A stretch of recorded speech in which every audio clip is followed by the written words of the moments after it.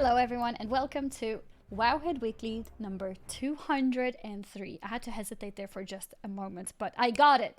We're over the 200s, 203 today.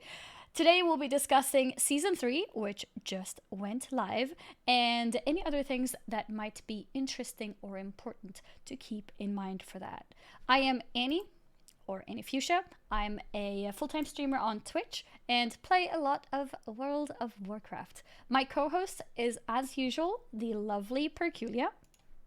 Hey everyone, I'm Perk. I run Wowhead. We've had a really fun time covering Rise of Ashara and now Season 3.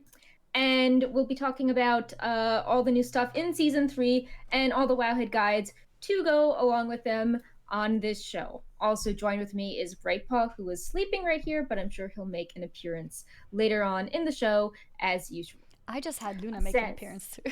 Sorry, keep going. Luna. Sass is on vacation today. He is in Vegas. So he will not be taking questions and doing a giveaway.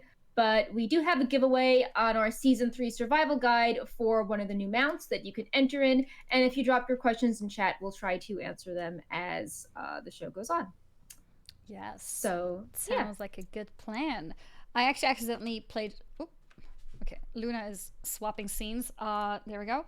I accidentally played the intro scene because of Luna, but hopefully it wasn't too bad. I quickly switched back, and it shouldn't have taken too long.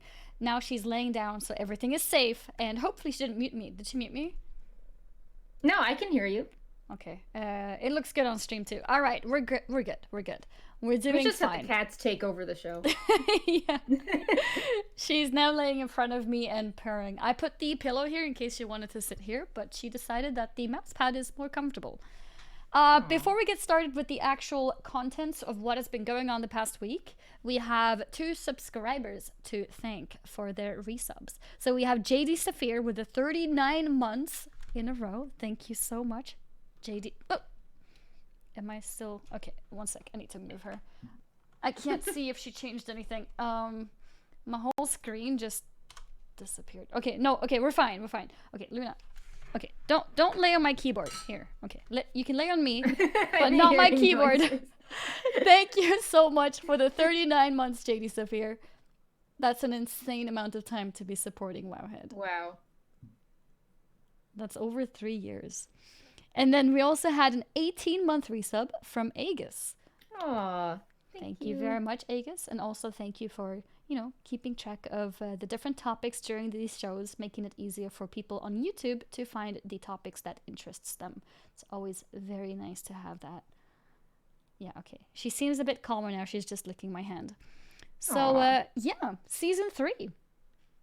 So Season 3 started Tuesday US and Wednesday EU, and we're going to go over some of the important things that happened in the patch, but just as a recap, Season 3 is like the esports competitive season, so we are still in patch 8.2 Rise of Ashara, but the new things in Season 3 include the raid, Eternal Palace on normal and heroic, a lot of item level increases like the Titan Forge cap increasing, the Season 3 Beguiling affix, and all the loot adjustments in Mythic Plus, as well as all the, tweaks to dungeons, a new PvP season with new armor, the Operation Mechagon dungeon, which has a ton of interesting loot, and a bunch more Azurite essences that are available from the new Season 3 content, as well as Heroic Warfronts and the Nazjatar world boss. So there's no new zones to do because, the patch is still pretty new.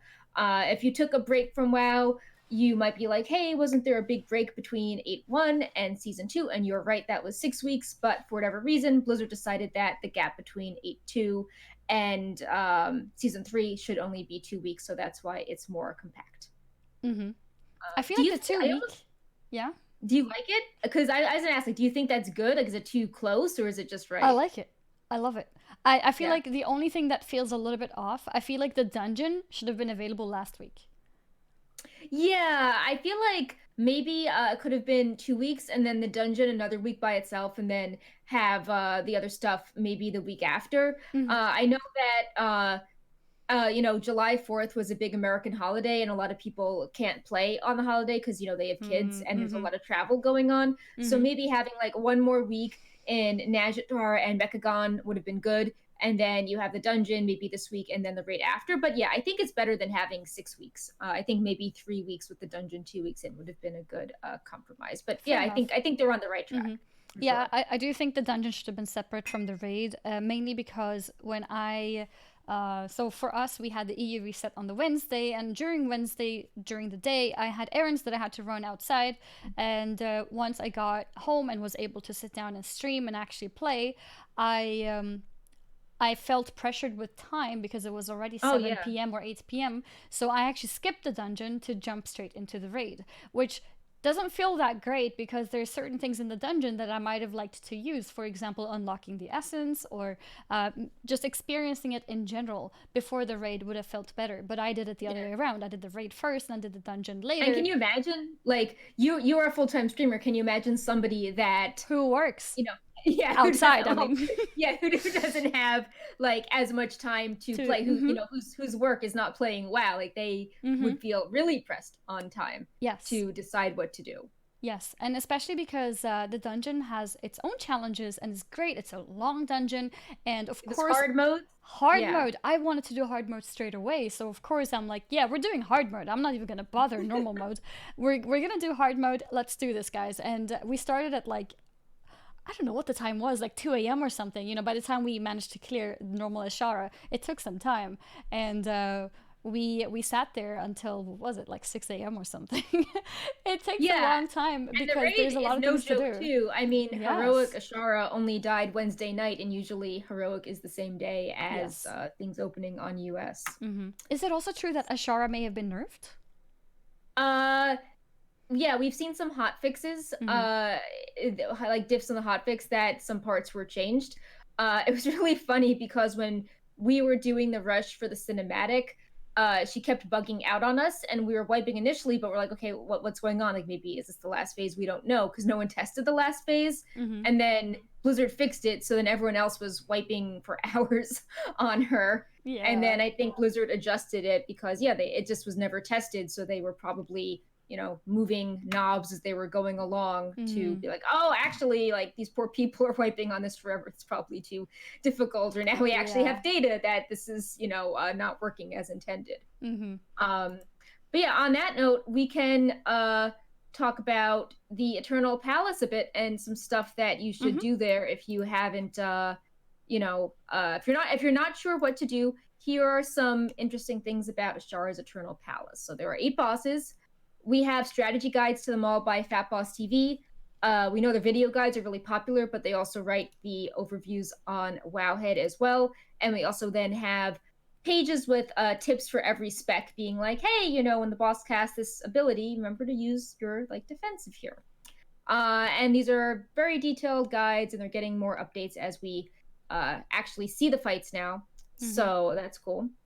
And I thought we should also highlight some of the interesting rewards you can get and maybe talk about sort of what's different about them, because there's the mount as usual for Glory of the Eternal Raider. Mm-hmm. What's different is that there are 4 battle pets, and usually there aren't as many battle pets. And then so from Blackwater Behemoth, there is a Mind Lost Blood Frenzy. From Lady Ashvane, there is a Lightless Ambusher. From Zakul, there is a Nameless Octopode. And from Ashara, there is the Zanjir Poker. Zakul also has these weird old god shoulders. There's the title, of course, from Mythic Queen Ashara, but we haven't found any mount from Mythic Queen Ashara, and to me, that's sort of strange. Yeah, I agree. I was expecting some kind of really cool mount simply because she's such an important character. And I mean, Jaina got one, and sure, it's not like we get a mount from every single last mythic Right. boss, but it did feel fitting to have one from her. So it was a surprise. I mean, I guess Kil'jaeden was a really big lore figure, and he didn't have a No. mount Mm-hmm. in Legion. Mm-hmm. The ones with the mounts were Gul'dan and Argus, Yeah. but I got the impression that Kil'jaeden was rushed in general. Like, I don't think the glory of the Tomb Raider rewards were added until like the very last minute. So I sort of had the vibe that they kind of got behind on rewards. But I don't know. I feel like it would also be cool if Ashara had cosmetic drops like her old dressing gown that all the NPCs are wearing. I think that would be interesting to have a robe and Mm-hmm. crown in her style. Mm-hmm. Oh yeah, you So mentioned the crown last time too. I think that would have been really cool if yeah. they added that as a transmog, actually. Yeah, I just was on Jay the Tavern's Bard show yesterday, and we were joking about Ashara and cats because there's the achievement in Oh Nazjatar to yeah, yeah, yeah, collect all to of her collect cat them. Mm-hmm. statues. And I'm like, wouldn't it be cool if there was like a battle pet that's a white Ashara's cat, and it's like white, but it has this very blingy, like rhinestone, gem-studded collar on. I could totally see her cat having Yeah. that. Yes. Oh, Luna's jumping around. She heard the Luna's word like, cats. yes, she's like, I am Ashara's cat. I'm a cat. Are you talking about me, humans?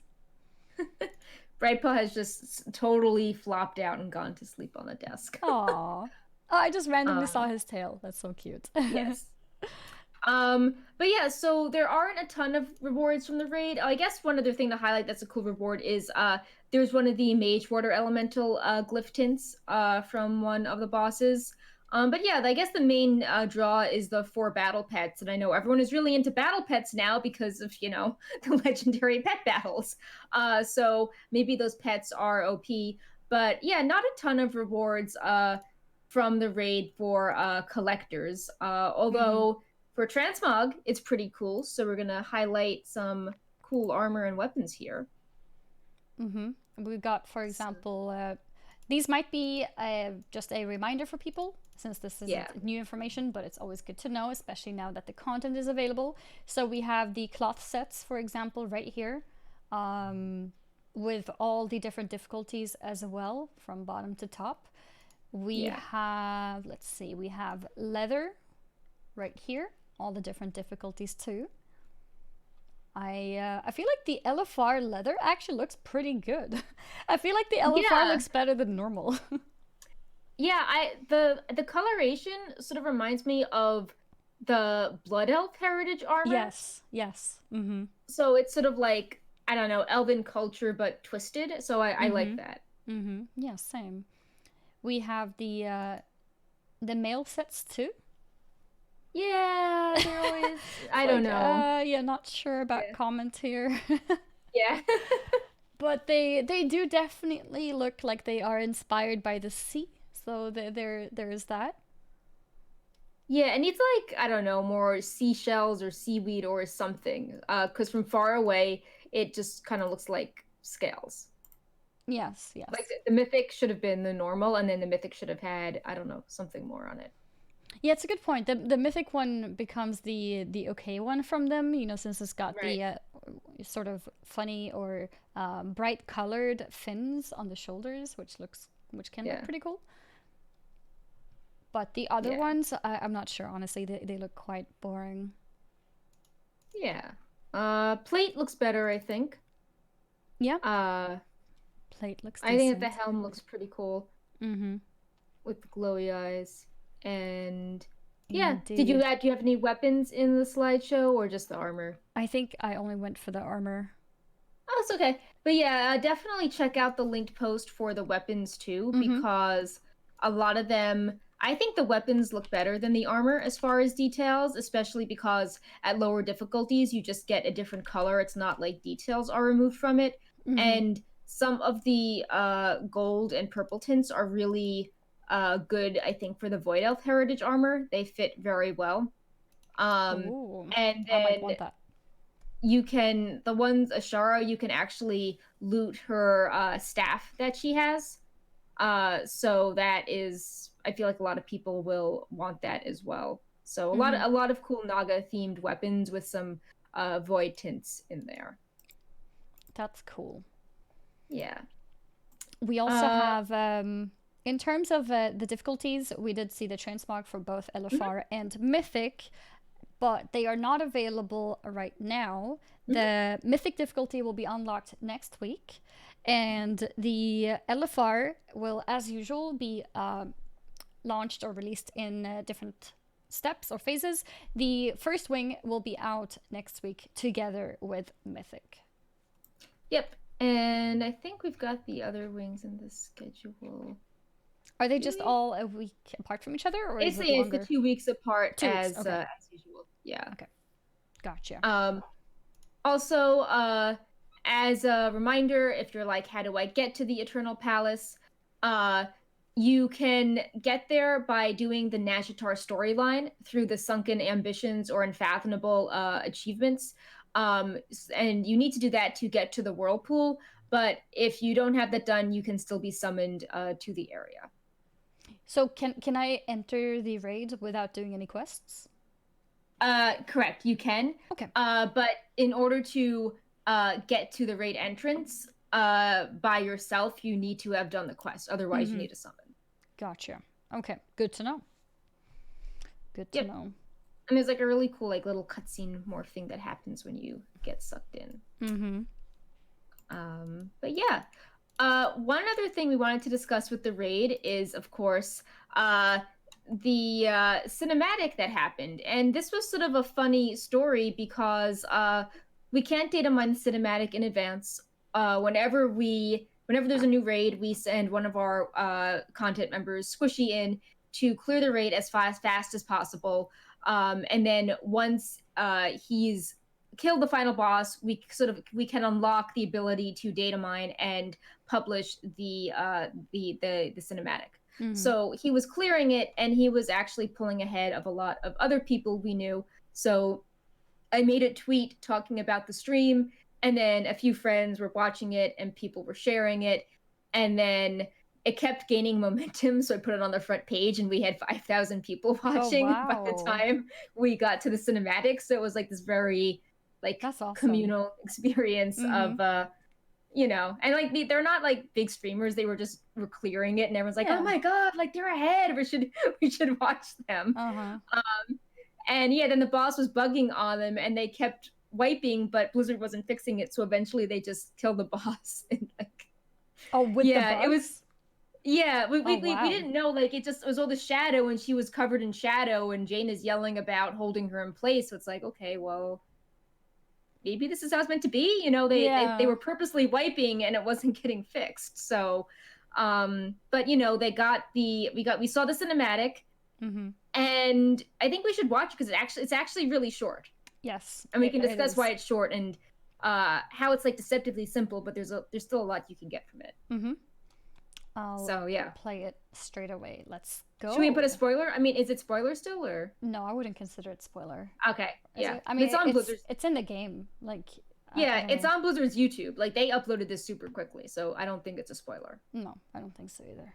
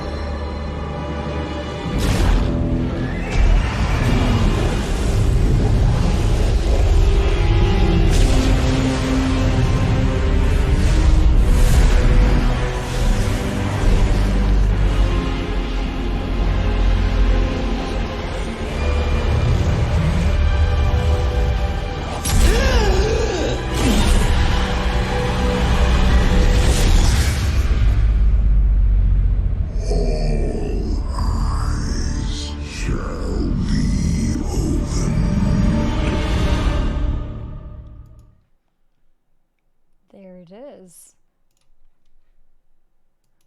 Okay, Yep, just making sure that we're not muted. Okay, awesome. Yeah, testing. Yeah, I really like this cinematic. I would love to hear what thoughts you had on this, Perk.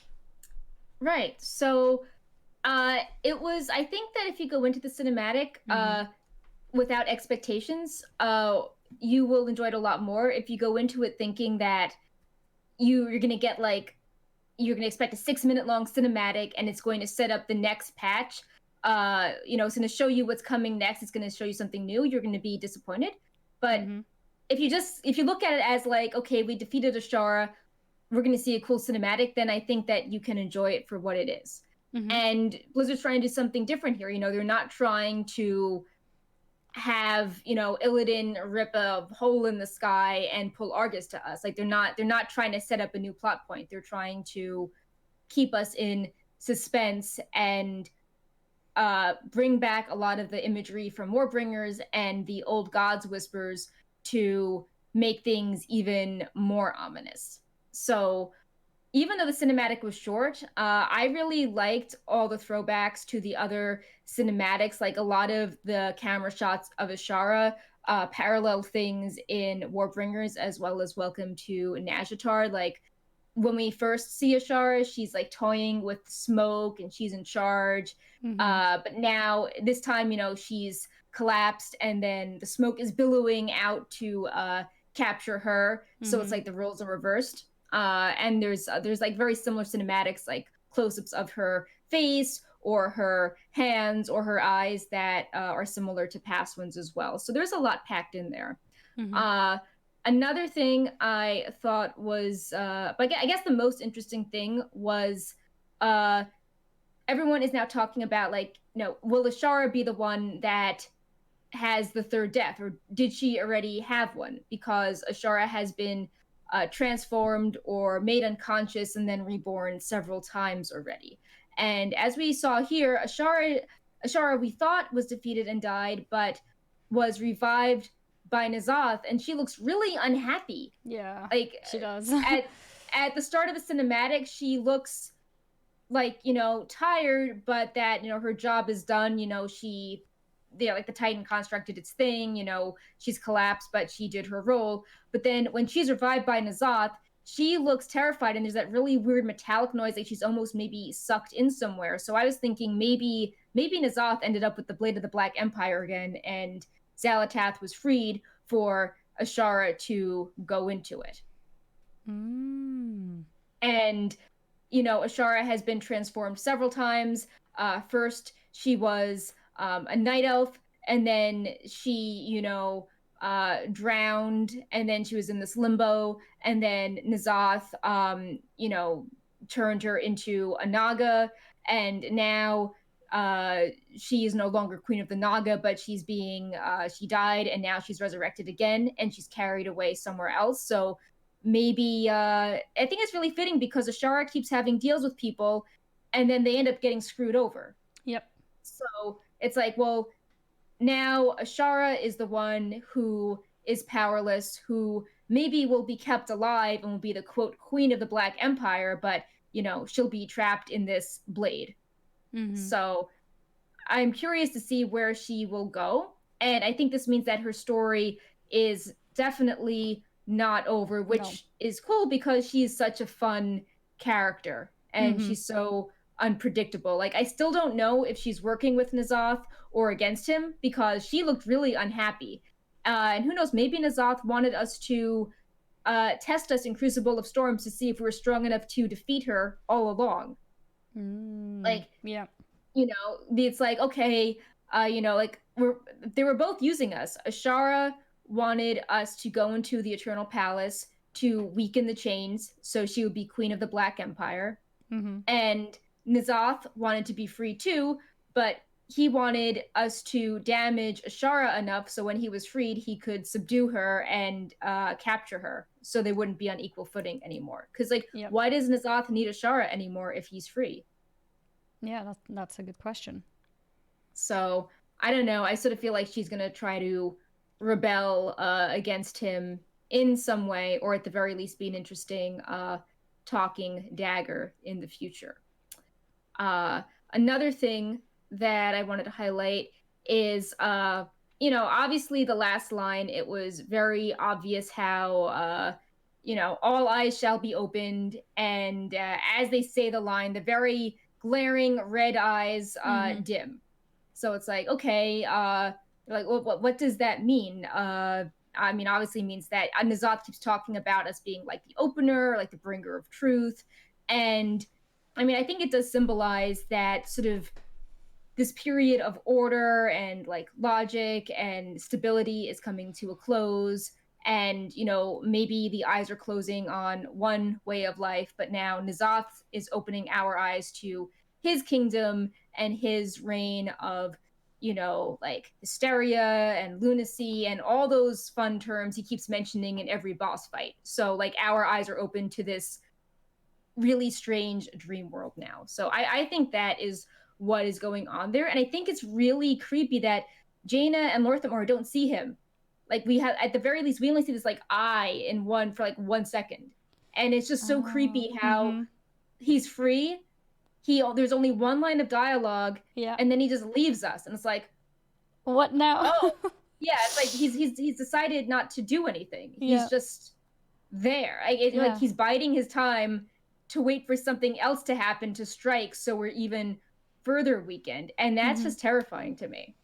I think that was the main reason why I actually liked the cinematic, because it left us at like, oh my god, what now? Yeah, like I feel like insane. a lot of people were like, oh, we're gonna see like N'Zoth rising from the depths, and like Sylvanas is gonna show up, and like Ashara is gonna have a death speech and this and that, and I mean, it would have been cool too. Like Legion set us up for very big narrative driven cinematics, and this is different. I feel like in BFA a lot of the cinematics are like more quieter and introspective, or highlighting a mood or emotion as opposed to like big explosions and things happening. So also keep in mind we didn't have a cinematic for Jaina.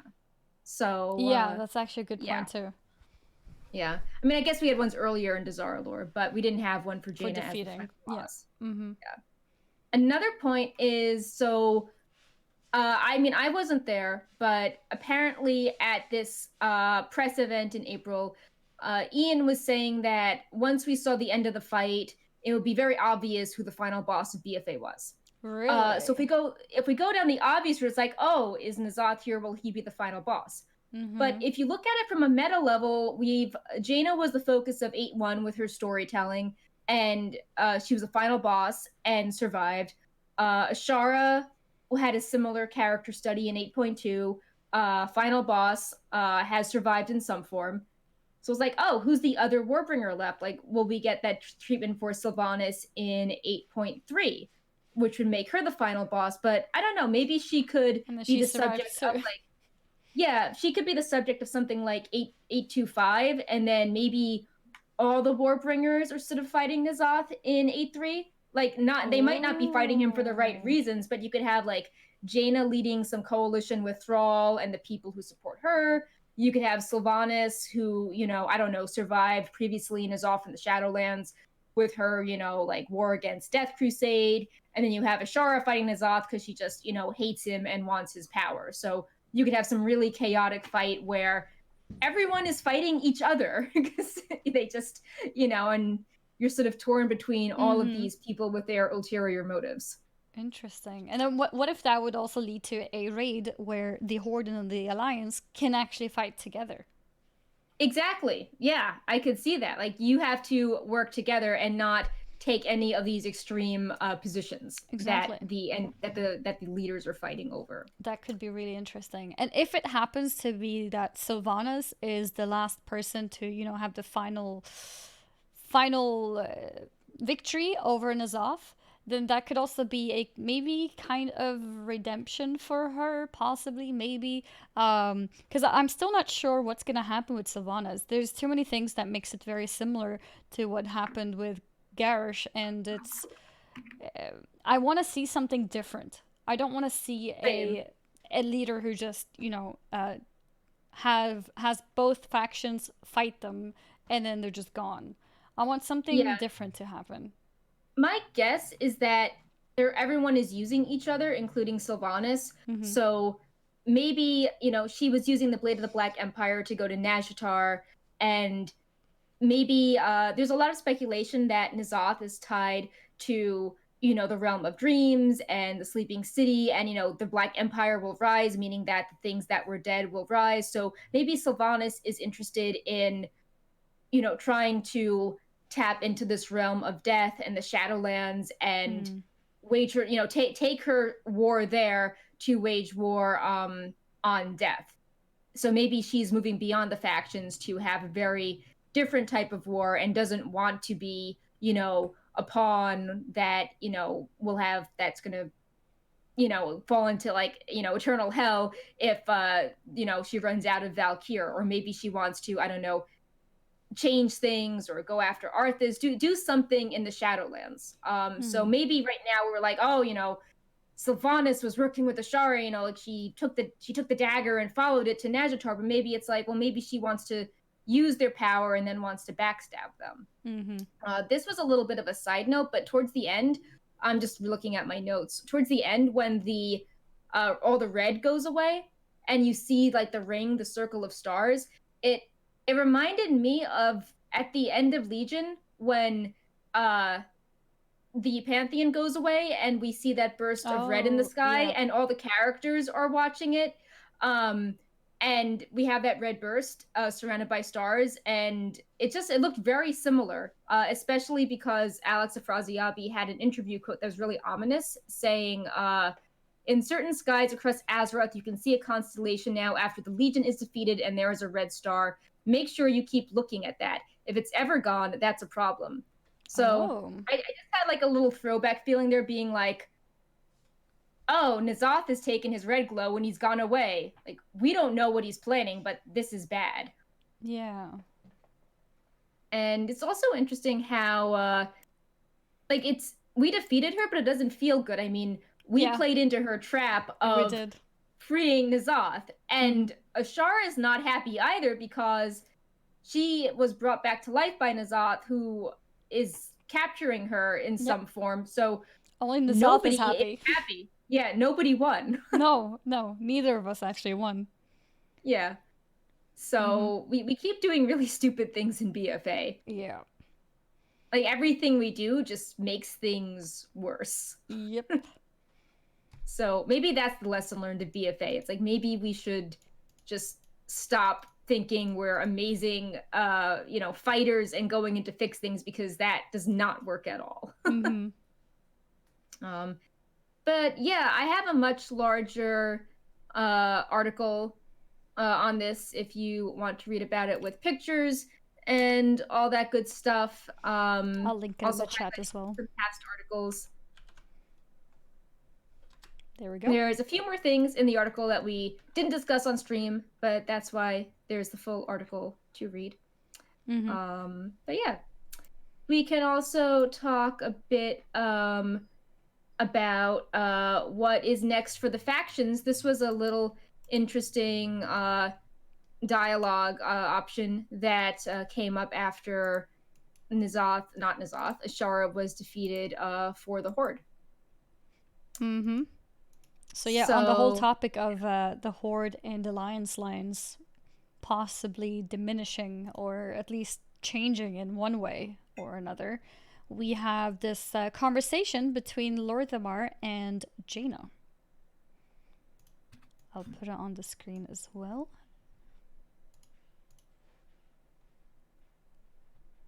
There we go. So in this dialogue, we're seeing that Lorthamar is officially pledging himself to Sourfang's rebellion. And things, as we mentioned, are not very good. We defeated Ashara, but N'Zoth is still freed, and Sylvanas is still in control in Orgrimmar and posing what they perceive to be a threat. And this whole thing is very significant because Jaina and Lorthamar and Mr. Pandaria had a massive falling out, because Jaina was purging the Sun Reavers from Dalaran with the fallout with the Divine Bell, and it was very not good. Things were very strained. And then they tentatively started working together, in 8.2 and with the war campaign. And he finally makes peace with their past and decides that they should try working together again and putting their old hatred aside. And now we see Lorthamar firmly on the side of working together with Jaina, Thrall, and Sourfang, which is also significant as he is one of the main characters in the Blood of Heritage Armor quest. And we see there how, Sylvanas was very loyal to Silvermoon and how she tragically fell in battle. And he always remembers what Sylvanas was, and I think has like a soft spot for her sacrifice. Mm-hmm. So I think that he was one of the more sympathetic people towards her. Also, how the Horde welcomed the Blood Elves back in Burning Crusade, and Sylvanas helped bring his people into the Horde. Mm-hmm. So for him to finally side against Sylvanas Is a big is, deal. yeah, it's a big deal. Mm-hmm. So yeah, we'll see what happens there. A lot. It's certainly between this and the Crossroads cinematic has made a lot of people uh start speculating more on the factions changing in Mm-hmm. some way. Mm-hmm. And it's even a good reminder, like, oh, why are we fighting? Like, there are old gods out there. Yep. Why are we just trying to keep taking these sides because the old god and Ashara wants us to be weakened? Even Jaina said, Lady Ashvane was right in saying that the war between the Alliance and Horde kept us distracted. Divided, we have no hope against N'Zoth. Yep. That was a line going back to Chronicle where they were talking about how, like, even in Wrath, Cho'Gall was trying to do all these things to keep the Alliance and Horde divided, so we would be bad at defeating Yogg in Ulduar. So it's like when we work together, we're really strong, but when we're divided, we can't defeat the old gods. So maybe we're realizing this a little too late that we can't keep fighting each other in light of much larger threats. Mm-hmm. I can't believe we saw the chains break. I know. And that was also very Circle of Stars. Like, they looked like Stardust as they were breaking. Yeah, they did actually. That's a very good point. Looked really cool. Yeah, just to go back to that, that brings up another thing. Like, everyone thought that N'Zoth's prison was somewhere else, but clearly, if those chains are breaking and then we see his eye, he is, by Nazjatar, which is it was built on the shores of the Well of Eternity, which turned into the Maelstrom, and it's like hugely volatile energy, and it was created when another old god had was killed in the massive battle with the Titans. So N'Zoth is really close to a very magical, dangerous area. So that just makes things even worse. Yep. Yep. It's really scary. Yep. Mm-hmm. But yeah, on a lighter note, we can discuss Operation Mechagon. Yes, the new dungeon. A bit as well. Yeah. So Operation Mechagon is it's not on Mythic Plus difficulty, but it does have a hard mode, and there's lots of interesting types of loot that you can get, including 415 armor, weapons, and trinkets, as well as rings, which a lot of people thought they were broken on Wowhead, but they're not. There's a set of rings that are like, when you do X, and it just ends. And then another set of rings are just like, you get to do Y. Yep. And if you put those two rings together, then you can mix and match them to have all sorts of interesting, fun effects. Mm-hmm. So I think that's pretty creative. There's, I think, 4 of each type of ring, so 8 total. Mm-hmm. There is shoulder and azurite armor. There are yellow, red, and blue punch cards. And the Vision of Perfection azurite essence is related to the dungeon as well. The first rank, you just defeat King Mechagon, but then higher ranks, you have to do different things related to the hard modes, including rank 4 without dying on Mythic difficulty. And these are one of the spec-specific essences where it affects a different cooldown for your specialization. Also, there's some interesting rewards from collectors that I wanted to highlight. There's the Mechagon Peacekeeper mount. There's the aerial unit R21X mount. There's the Microbot Battle Pet from the HK8 aerial unit and the Golden Snorf.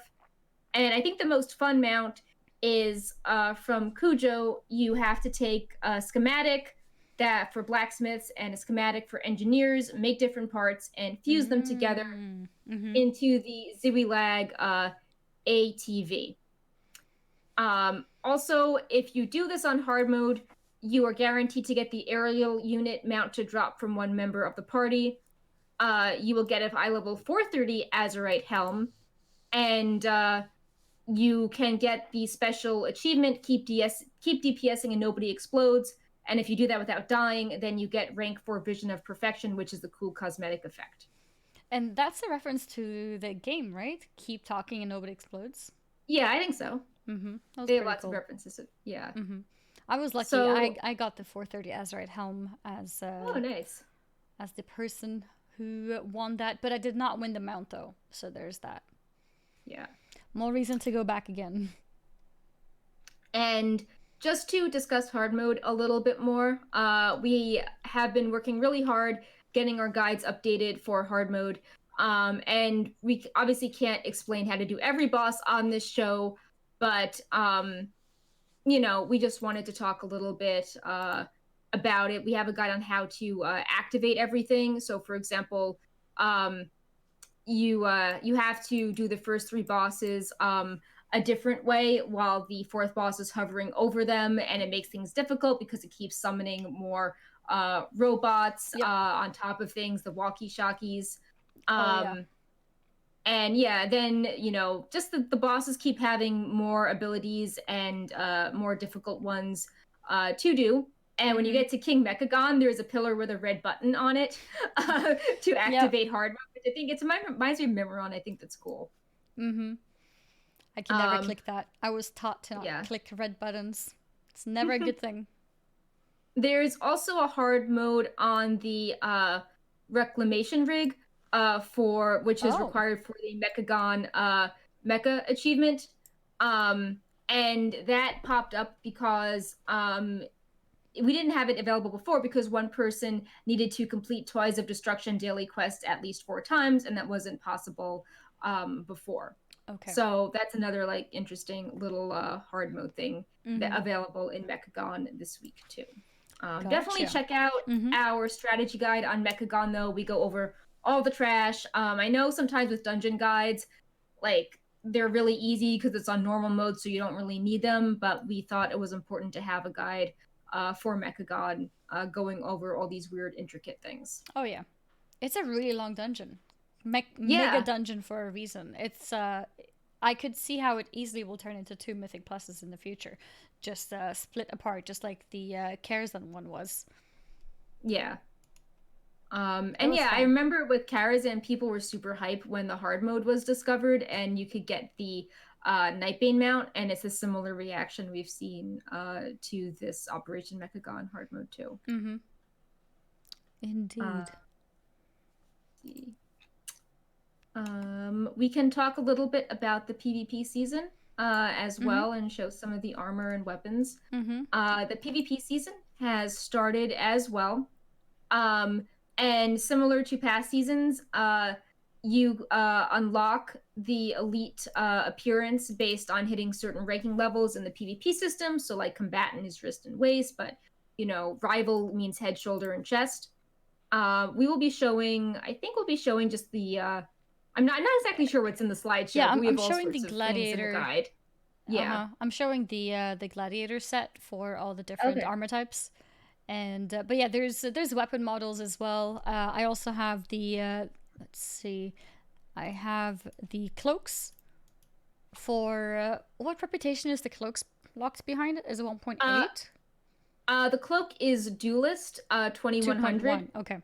Yeah, and then elite is 2.4 for the tabard. Okay, and here is the tabard. The blue one is the alliance version, and then there's a red one for horde version as well. Yep. And there's an essence tied to PvP as well, and conflict and strife.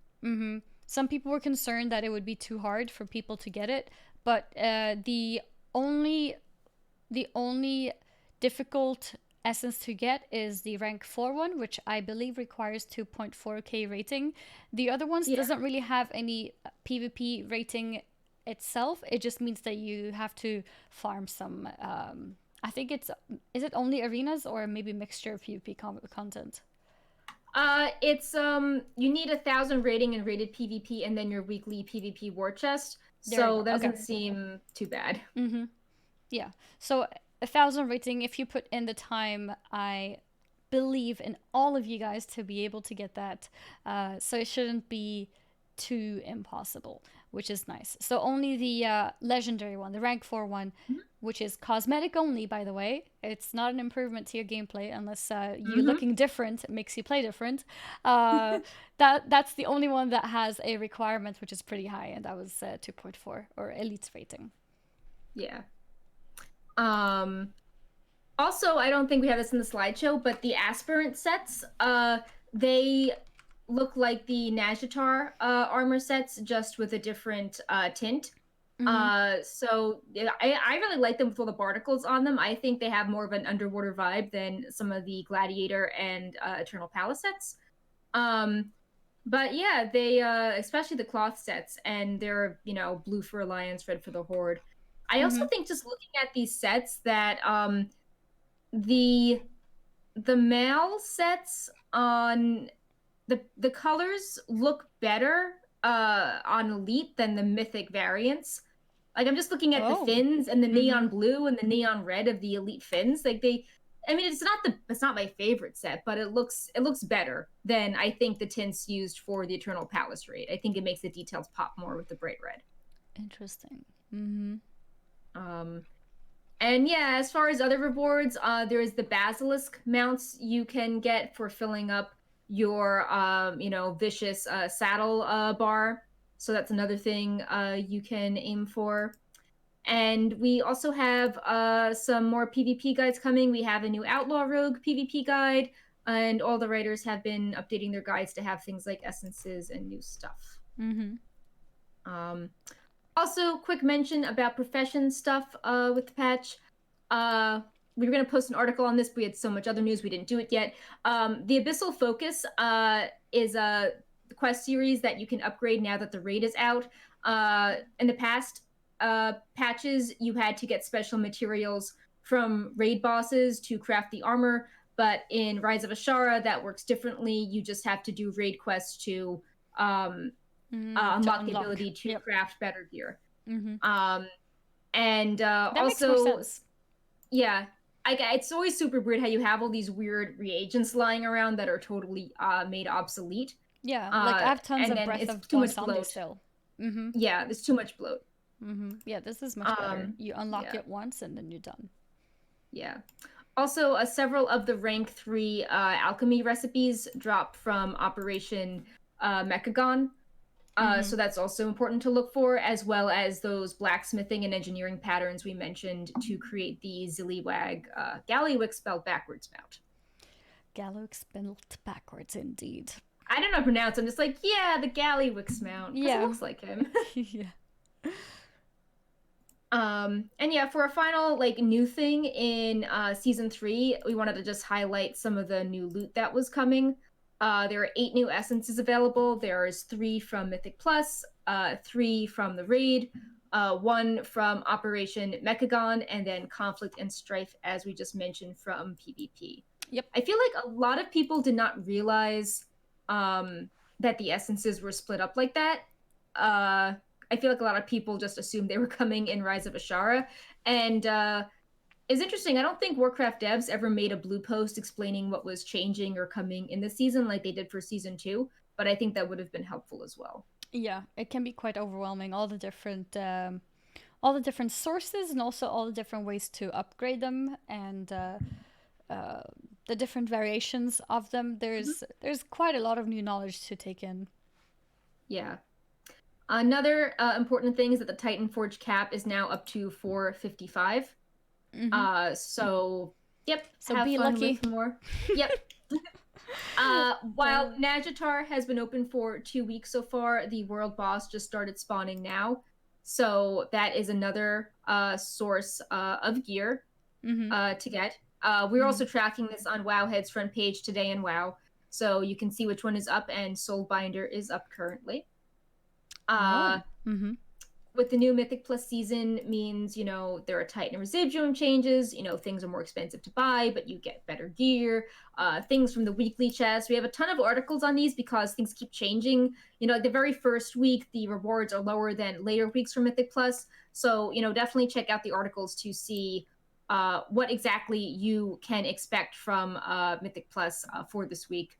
And then we've also, gear from all sources has been bumped up in item level to be competitive with the raid I've gear. noticed that. There's a bunch of 415s from emissaries and other Yeah, kind of questing sources, which was pretty cool to see. yeah. Mm-hmm. Um, and finally, to take advantage of all this, the Darkman Fair is in town, which is really great for two reasons. One reason is that you can do profession quests to level up your professions because the cap has increased to 175. And then the more important thing is that you can. It's the first time the fair is in town since the 8.2 reps went live, so you can A really push reputation. to Mm-hmm. get all those up for flying. Mm-hmm.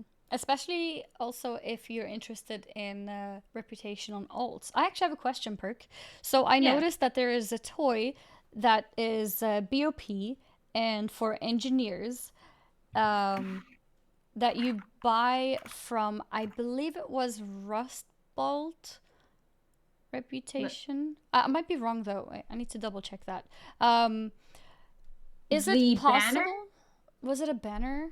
I don't remember. It's a toy revered as the banner. The toy is that revered. Yeah, Okay. for 512 gold. Okay. So that one does not require engineering. No, maybe are you referring to Blingtron?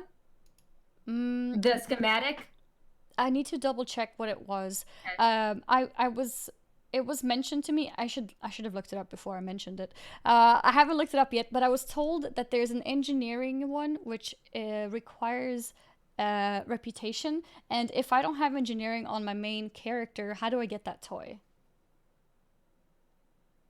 I think you have to be engineering and have that reputation then. That I think that would be similar to I think that's where similar to like past engineering only things in the past. But Like you need isn't to exalted reputation a big requirement on an alt? Uh, I mean, I think you have to be exalted on the character to purchase the recipe or purchase the toy. I don't think Mm-hmm. with that. Yeah, I'm not sure how that would work. If you know the Wait, name is of the item, I can see if there is a comment on Wowhead on it. I can't think of the item besides this banner, which seems kind of boring, and I don't think that's what you're referring to. Blingtron 7000? Is that a toy? Yeah, Blingtron well, the schematic is sold at Exalted, and then the toy just requires culture and engineering. But the But it's schematic, BOP, so that means you have to do it on the alt that has the reputation. yeah, yep, requires culture and engineering 175 and rust bolt resistance exalted. So it has to be maxed out too in order to learn the schematic. So I have to farm exalted reputation on my alt mage to be able to learn Yep, this and toy. level up your engineering. Yes. Oh, well, I did level up engineering to 150 at least to get the achievement for all reputations. I mean, all professions at 150, but not even my main is exalted, you know? Like, this will take some Yeah, time. I'm sure they'll nerf it at some point in the future. I know that there's bugs with Blingtron where a Blingtron 5000 will kill the 7000, and I don't know if that's intended. Hmm. Yeah, I just feel like exalted is a lot of reputation to require. Yeah, at least flying is just revered. Mm hmm. Maybe they'll Um, change it to revered. I don't know. I guess we'll see. But yeah, I guess we have it confirmed, and I'm gonna have to start doing dailies on my alts to get that reputation. yep. There's a lot of engineering things there as well. For example, if people have the tools of the trade item, Mm-hmm. the Uber, there are 3 more modules you can get for it at Revered, which is pretty interesting, I Okay, think. that's cool. And then the snack table cooking recipe requires Exalted as well, rank 2. But Um, yeah. yeah, I see that somebody just said maybe it only requires engineering level 1 in Cultiran, so any alt can learn it. Yes, but it requires the Exalted Reputation to buy the schematic, which is also Mm-hmm. BOP. And So, you need the max level for the schematic. You need for the schematic, yes. you need max level, but then for the toy, you just need level 1. So the toy sounds all nice, but it's a pain to create the toy. Mm-hmm. Oh, wait, so you can craft items to send a reputation to your alts? Oh, you no, the Blingtron you just craft. Yeah, yeah, The yeah. Blingtron Mm-hmm. is reputation. But is there an insignia that gives reputation that you can send to your alts? Oh yeah, the blueprint Rust Belt resistance insignia. So it's a Okay. blueprint, not engineering, and the blueprint, uh, Mm-hmm. grants you like 100 or so reputation, and it binds to your Blizzard BattleNet account. Interesting. Okay. Maybe I'll start spending my spare parts there while farming for 1,000 crafted thingies achievement. Okay, good to know. Thank you, chat. Yep, and it Thank you. only takes one spare crate to make the insignia. Okay. Oh, that's quite expensive for only 100 Yeah, rep, but okay. only. Yeah, only one spare crate. Yeah, Okay, what a good to deal. know. Yeah. Um, we wanted to highlight like a few just fun things to do in game, but before that, I think we had a sub alert. So Yes, we do. We have Swiggy Swoo with his 19 months resub. Swiggy, thank you very much for supporting us for such a long time. yeah. It's very nice of you. And yes, to the spotlights. So the first spotlight that we have here for fun are the slimy pets. Yeah, we just wanted to highlight a few things because the show was a lot of like season 3, competitive esports, like do this for gear and do that. So we just wanted to remind people that there are some lighthearted things they can do that aren't tied to progression or making your character better. Mm-hmm. Um, and yeah, there are these slimy pets. They are needed for the From the Belly of the Jelly achievement. Mm-hmm. There are all sorts of different ones, ranging from a slimy hermit crab to a sea slug. And as you can see, they've got this cool gray effect to them. Um, and basically, you need to do a certain series of steps to get a prismatic crystal. And you need to use this crystal to charm critters, and then you bring the critter back to the ravenous slime, who will eat the critter. And eventually, you will feed them enough where the slime cocoon hatches, and it will transform into one of the pets at random, and you can get duplicate pets. So it might take a while to get all 7 of them. Mm-hmm.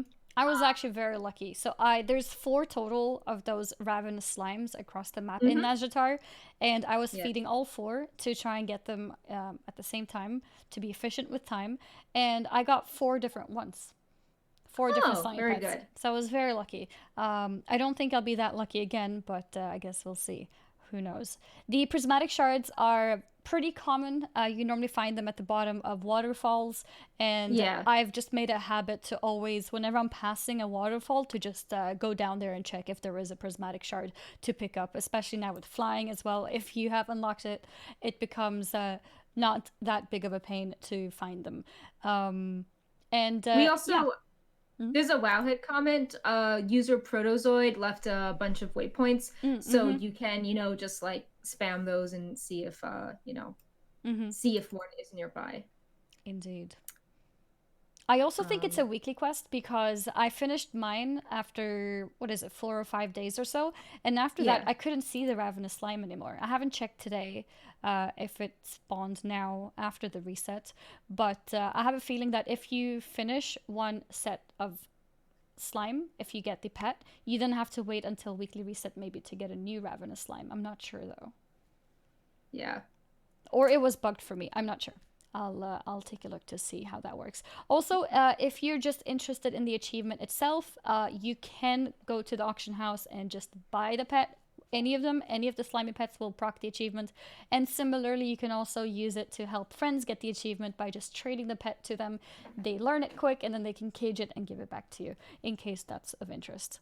Yeah. Something that I And you want the noticed. achievement because it's tied to the Najatar meta, I believe, which has the really cute crab mount walking sideways. Mm-hmm. So, Oh, somebody mentioned in the chat that it does spawn after the reset, so that's good to know. Because oh I was yeah, a little that's bit good to know. confused how they just Yeah, disappeared and I couldn't feed anymore. Because sure, I got 4, but there's another 3, which I might not get right. for a long time, so I need to get started with them. Good to um, know.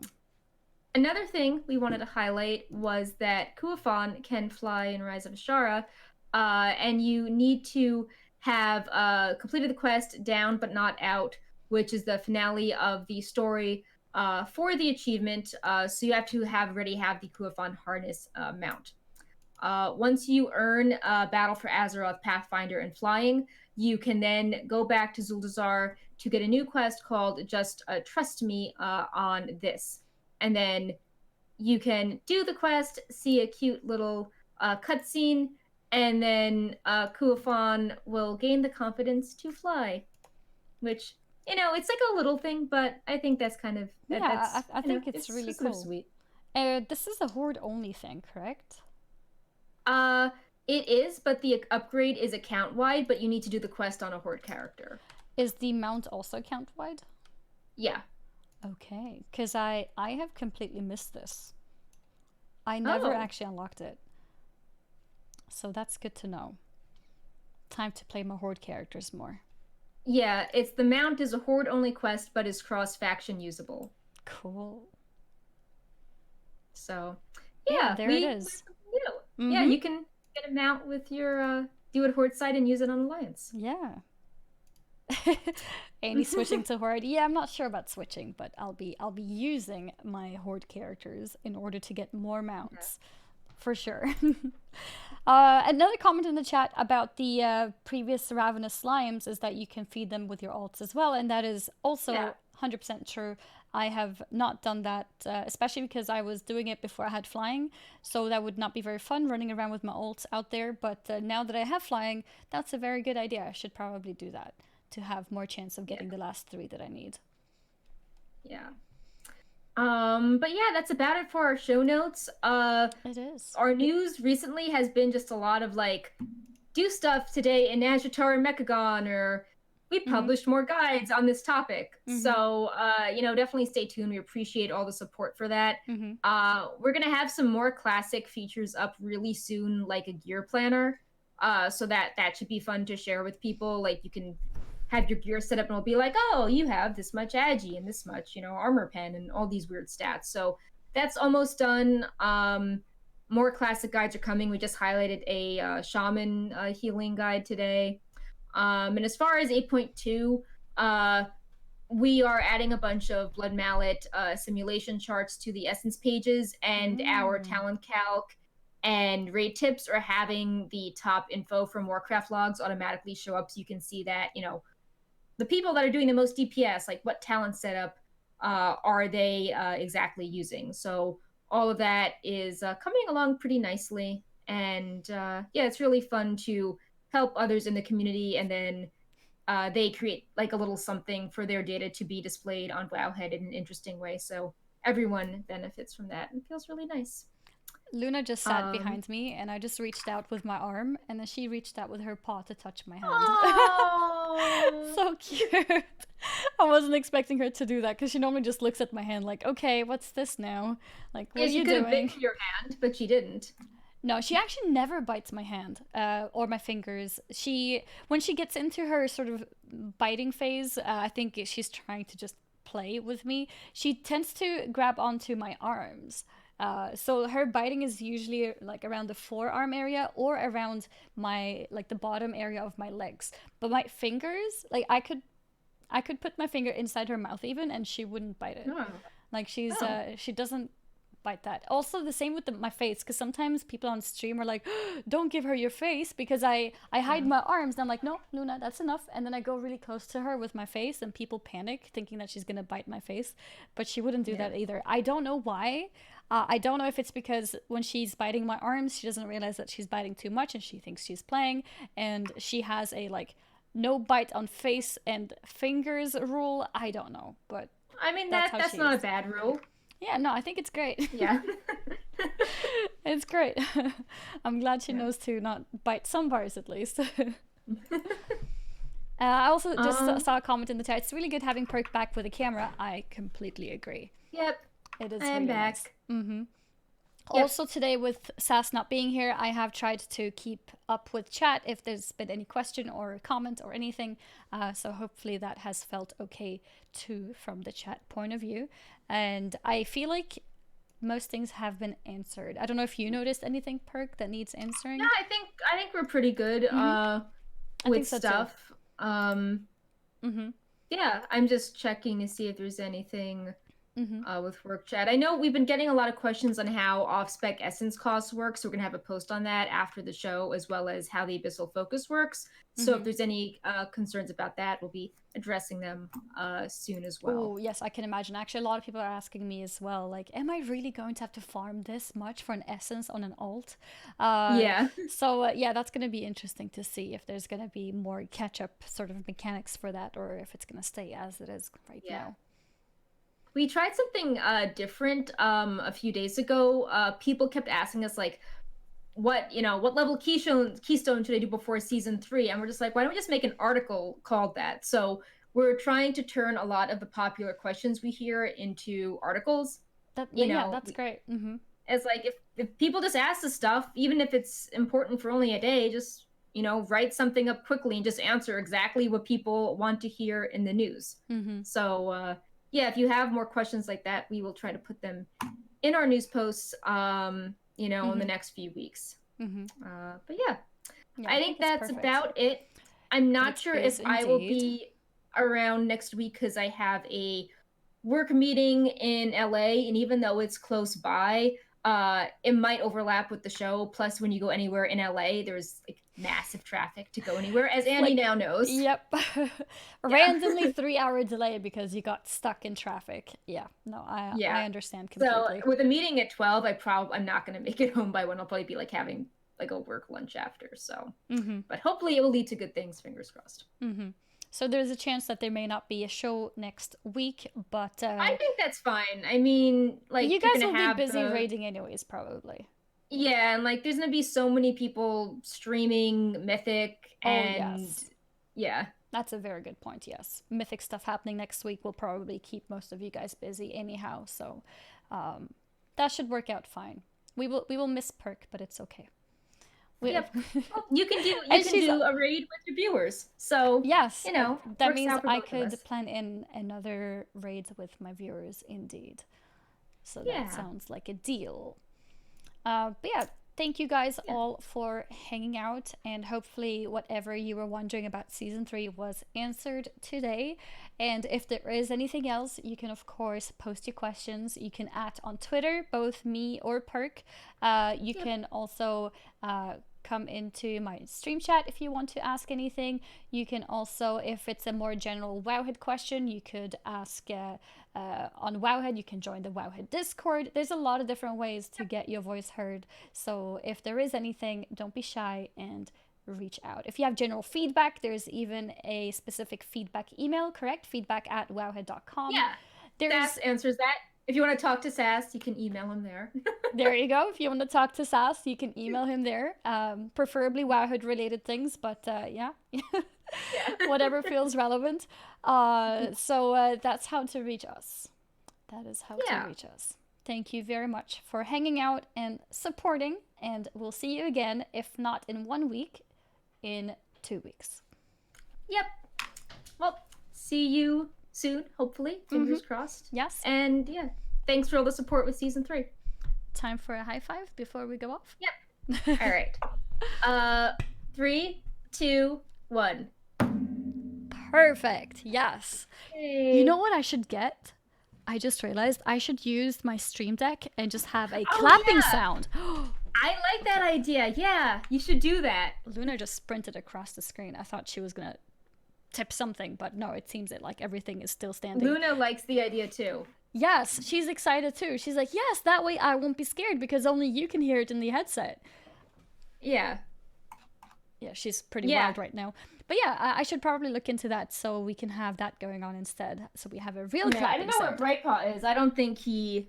Yeah, he's not. He's not here, so he's not even listening. Today's but show we is don't. nothing about cats. I don't want to be there. Yeah. Actually, there was a little bit in the beginning. Yeah, he was asleep. Yeah. It's like, okay, no more cats. I'm gonna go to sleep now. But yeah, have fun, everyone. Enjoy the new season, and we'll see you again on the next show. Yep. Bye. Bye bye.